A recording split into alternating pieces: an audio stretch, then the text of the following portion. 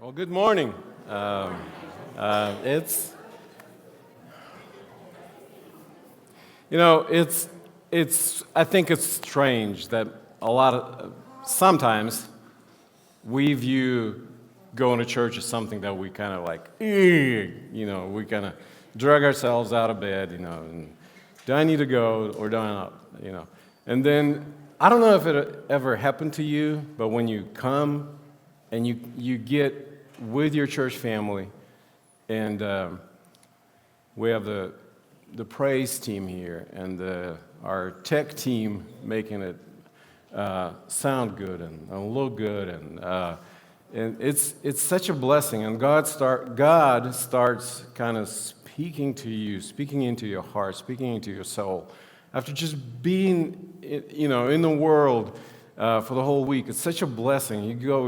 We come and we just bathe in His love and reminders of His grace, and it's a huge blessing. It's great to see everyone here. It's great to be a part of this church family and just worshiping the one who loves us so much that He just came down into this world to open the door to heaven by giving His Son. And if you're new here, we're super excited that you're here. We're so glad that you made a decision to come and be and spend this time with us. We would love to get to know you. Again, Austin mentioned that, but there are QR codes on some of the chairs, and so we'd be glad if you just scanned it and told us who you are, and maybe you have a prayer request that we can pray for as a staff. Every Monday morning we pray for all the prayer requests that you guys send to us, and so that would be great. Today we're in the second part of the series that we called My Jesus Story, and again, we do not see it this way very often, but we are writing our Jesus story. The decisions that we make, the things that we do, the things that we say, the relationship with God that we have, that is all shaping our Jesus story. And, sometimes it's interesting. I hate watching myself, when I go online and I hate doing it. If I had a choice, then I would not watch that. But it helps.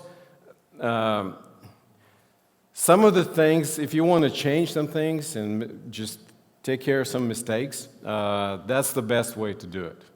And so what I notice is that there are some things that I do, or especially some things that I say, that are not supposed to be there. So it helps. They just jump at you. And so I think each and every one of us, there are certain things that we say a lot that we don't even notice. We don't even think about those things, but we do. And people looking at us and hearing us, they notice.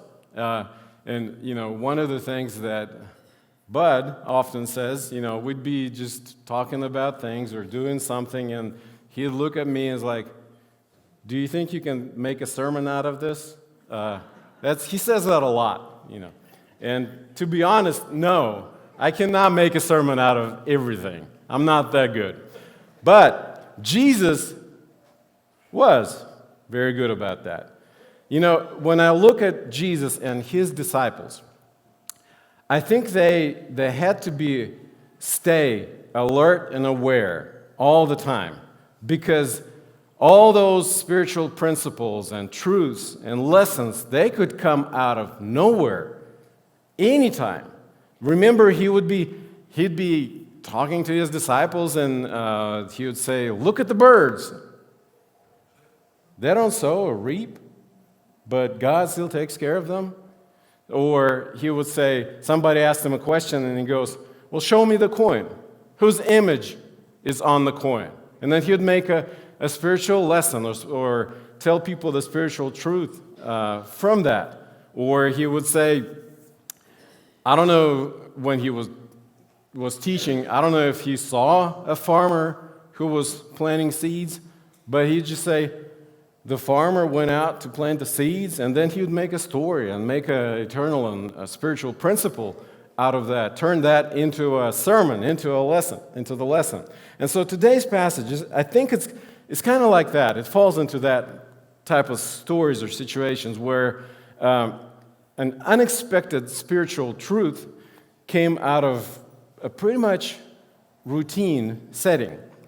The passage, we're going to be in John chapter 13, and so it would be great if you could open that and follow, because we're going to be referencing some of the verses in that passage, and so if you could follow along, that would be great. So just to give you a brief kind of setting, it's happening in the evening, John chapter 13. It's the evening time, and it's the evening meal time. Everybody's kind of tired. Everybody's eating. They're reclining at the table, which is different from the tables that we're used to. So they're all together. They're tired. They've been up and going all day. They're probably looking forward to their bedtime, just going to bed and rest, to just get up and do stuff next day.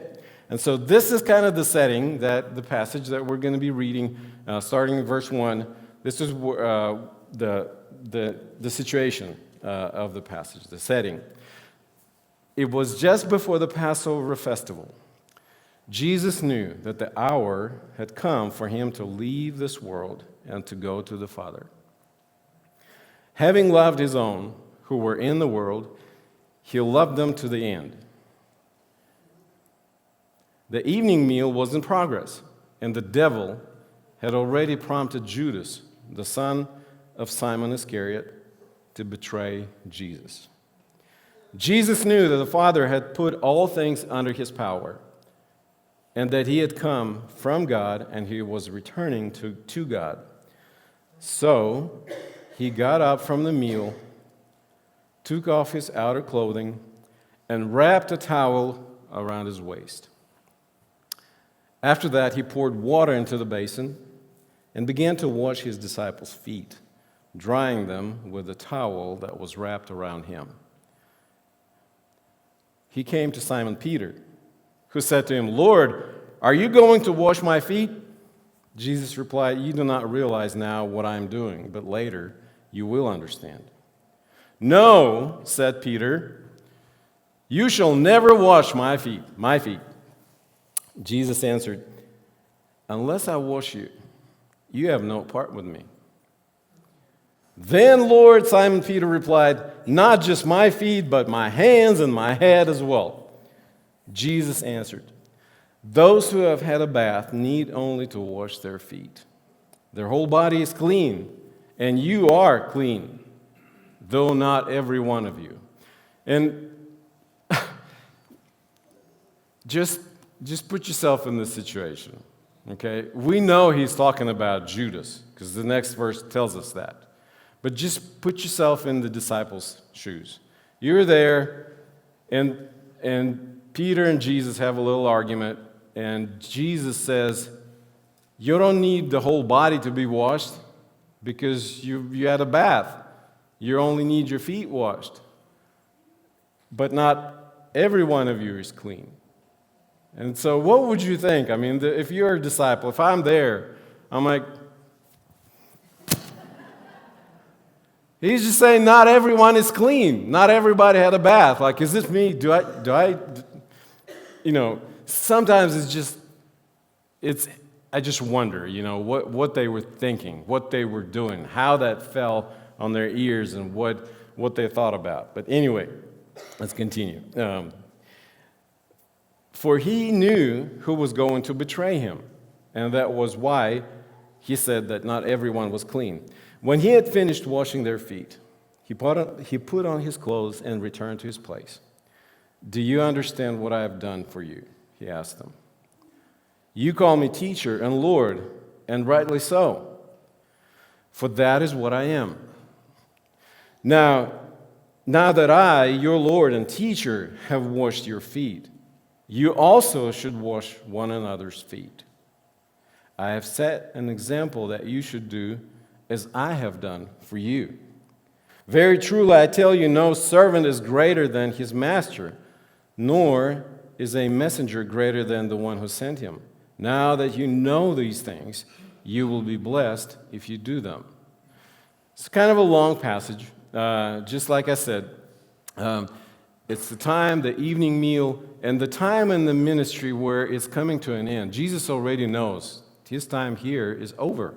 Judas has already made a decision to betray Jesus. And Jesus, as verses 1 and 3, it says that Jesus knew that the Father had put everything under his power. So he knows that all power belongs to him. He has power over everything. And that he came from God and he's returning to God. He knows, like, really soon he'll be back with his Father in heaven. So what do you think? Someone who has absolute power and knows that his time is here is almost over. What do you think a person like that would do? What would you do? If you knew that you had absolute power over everything and your time here is done, your ministry is almost over, what would you do? We know what, Jesus, could he preach another sermon to them? Yeah, he could. Could he maybe give them another warning against the Pharisees? To watch out for the Pharisees and what they're scheming to do and planning to do? Yeah, he could. Could he just perform another miracle to increase their faith? He certainly could. He could do many different things, but he chooses to wash his disciples' feet. Kind of like, think of CEO of the company on his last day of the job. Instead of just enjoying the party and celebrating all his achievements with his company and listening to all the people praising him for all the great things that he's done. He just gets up and goes and starts scrubbing the floors and the bathrooms and toilets and everything. It's kind of what Jesus was doing here, washing his disciples' feet. And this kind of freaks out a lot of people. It would throw a lot of people into panic mode. I mean, I lived almost half a century to find out that some people have this thing about feet. Either their own, they're so obsessed and think that their feet look ugly, or somebody else's feet. They think that other people's feet look ugly. I was like, wow, I didn't know it was a thing. So, and some people's feet, they can smell sometimes. It happens too. And I'm sure that was the case with Jesus' disciples. I mean, they were walking along those roads all day long in the dust. And here in the evening, they're all reclining around the table. I mean, reclining, you guys know what reclining is, right? They would just do this, so kind of like this. So this is your table. If somebody is here, their head is right there. I know not everybody can see, but anyway. Guess where their feet end up? Kind of close to your head. So, I mean, that food had some flavor to it, probably.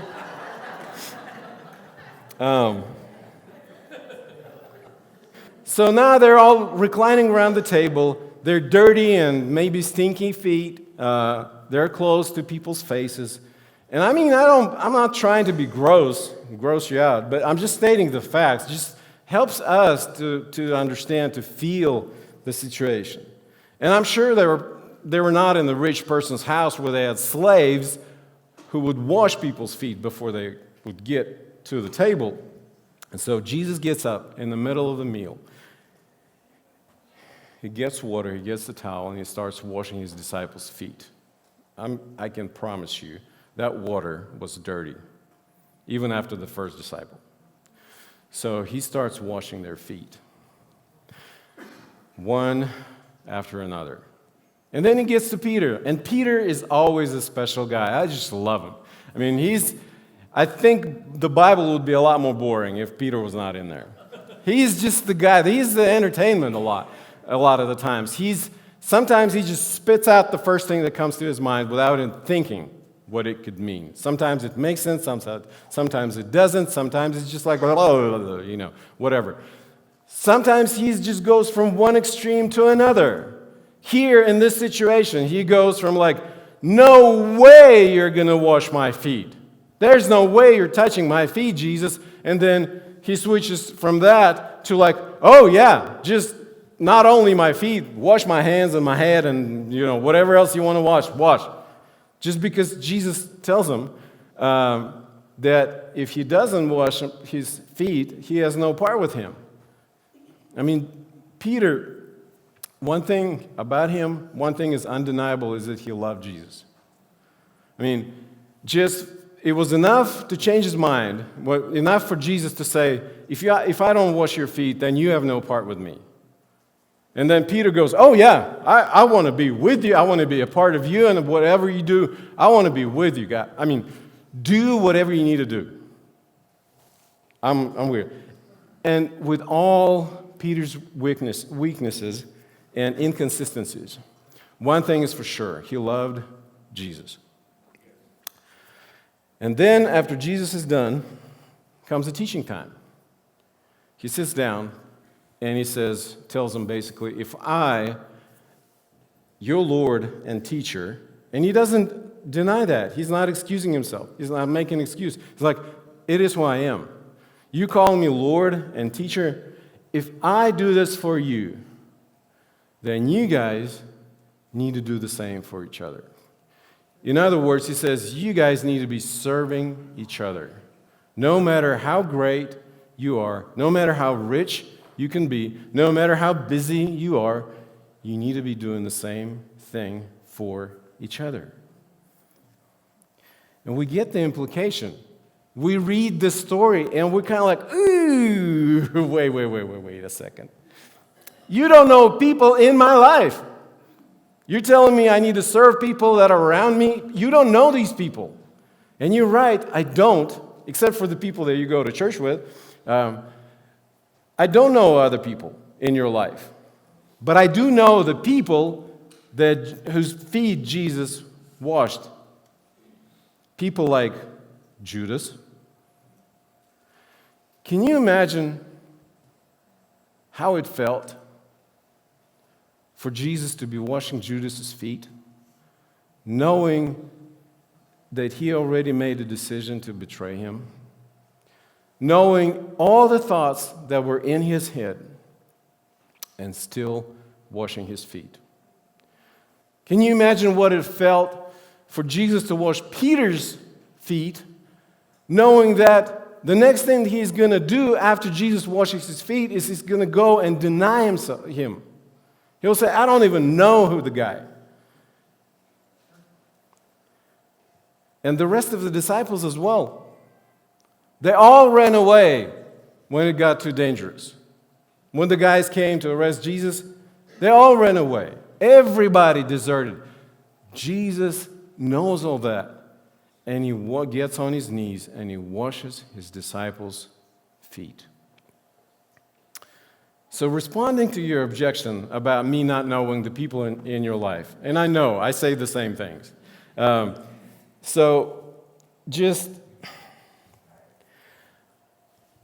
don't know them, but I know that they're probably just as imperfect and weak as the disciples. And Jesus still washed their feet. And he's calling us to do the same thing for each other. He tells us to do it anyway, regardless of how imperfect, impulsive people are. And so Peter's Jesus story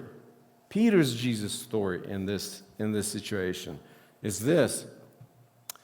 He washed my feet, knowing that I would deny him. And he said that we should all have a heart of a servant and do the same thing for each other. And we go, why? Why does Jesus always put me in a situation where people can easily take advantage of me while I'm trying to do what he tells me to do. Why does he do that? Why is he calling me to do something where people can just use me and use it to their advantage while I'm trying to please God? Because we are the ones who benefit from it as well, not only the people that we are serving. If you have the passage open, look at verse 17. If we can put it on the screen, maybe the very last part of that passage that we read. The very last one where he says, now, verse 17, now that you know these things, you'll be blessed. Right? Now that you know all these things, you'll be blessed. Is that what he says? No. That's part of what he says. He says, now that you know these things, you'll be blessed if you do them. Jesus is saying that you will be blessed if you do those things. You, not the people that you serve, not the people that you wash, whose feet you're going to wash. You will be blessed if you do those things, now that you know them. So,